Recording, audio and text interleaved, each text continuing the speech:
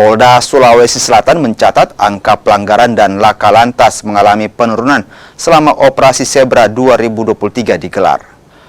Penurunan pelanggaran dan laka lantas sebanyak 242 atau 51%. Sementara kegiatan preventif meningkat 31.272 dari tahun 2022, yakni 28.522, dan tindakan represif atau penegakan hukum cenderung menurun. Di tahun ini sebanyak 516 kendaraan ditilang melalui etle mobile, 729 kendaraan ditilang melalui etle statis, dan 13.500 pengendara diberikan teguran. Nomor yang terlibat pelanggaran lalu lintas, sepeda motor 8.788, mobil penumpang 4.986,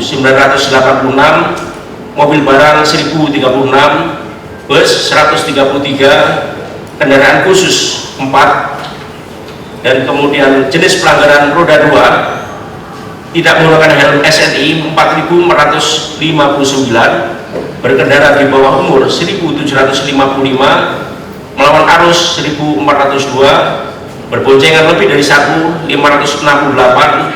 menggunakan HP saat berkendara 344, melebihi batas kecepatan 18, lain-lain 974.